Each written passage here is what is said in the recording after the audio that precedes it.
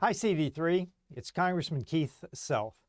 This week, the House passed the Save America Act, a new and improved version of the Safeguard American Voter Eligibility Act, also known as the SAVE Act.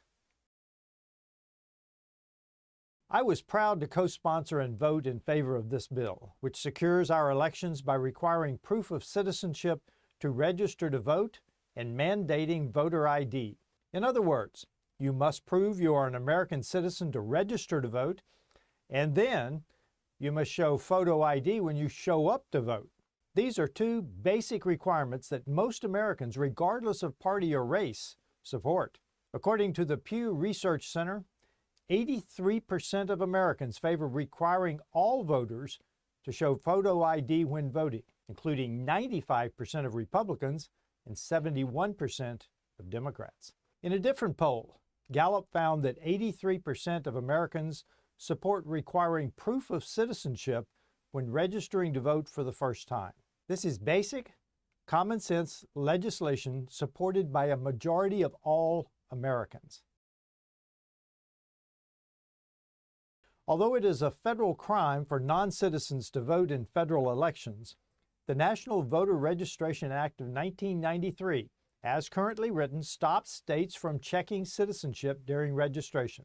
This prevents the law from being enforced. Currently, the only mechanism for verifying U.S. citizenship is a checkbox individuals fill out when they register to vote, indicating that yes, they're a U.S. citizen, or no, they are not. There's no accountability to ensure that the person is telling the truth. Without enforcement, this checkbox is pointless.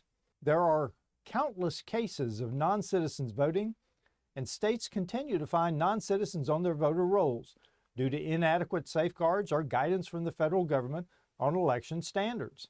A study that analyzed the 2008 and 2010 elections concluded that not only had non-citizens illegally voted in U.S. elections, but also that the votes of non-citizens likely determined the outcome in certain races. In states like Alabama, Ohio, Virginia, and our own Texas, non-citizens have been removed from the voting rolls. Many of those non-citizens had voted. 36 states require voters to show some form of ID to cast a ballot. That leaves many states with little or no safeguards to verify who is casting a ballot in federal elections.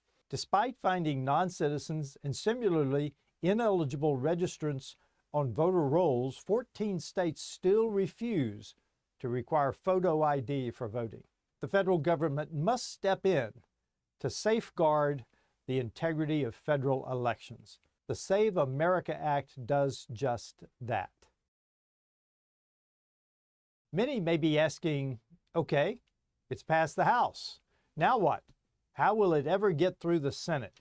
For those who may not remember, the House passed the original SAVE Act twice, once in 2024 and once in 2025. The original SAVE Act has been sitting in the Senate with no action from Senate Majority Leader John Thune or Senator Mitch McConnell, the chairman of the Senate's Committee on Rules and Administration, which has jurisdiction over the bill. This has occurred because of what Senator Mike Lee of Utah calls the zombie filibuster.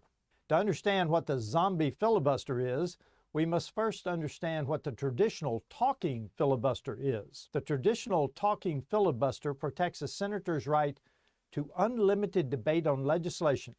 Think of the famous film, Mr. Smith Goes to Washington.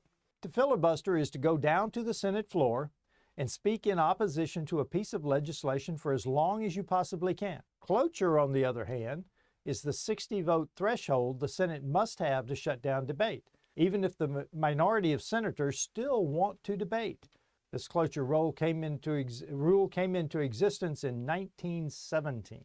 Requiring 60 votes to invoke cloture and limit debate is not the same thing as needing 60 votes to pass bills. The Senate only needs a simple majority to pass bills, but they need 60 votes to shut down debate. It is the duty of those who want to filibuster a bill to speak. That's the way the filibuster is supposed to work. Senators who wish to stall or filibuster legislation must show up on the floor of the Senate, stand up, and speak as long as they can in opposition to the bill. But that's not the way it works today. The situation we find ourselves in today is more like the zombie filibuster. one that prevents legislation from coming to the Senate floor. Senators reap the benefits of a filibuster without putting in the work. The modern-day silent filibuster that the Senate uses is truly despicable. It allows legislation to die without debate, without explanation, and without accountability. This was never how the Senate was designed to function. If Democrats want to oppose the will of 83% of Americans who support the Save America Act, they should be required to do so openly, on the Senate floor, and in real time. The House has done its job 3 times now. It's time for the senators to finally do theirs. I call on Leader Thune to get this bill to the Senate floor for debate ASAP, invoke the talking filibuster if necessary, and pass the Save America Act. Election integrity cannot wait.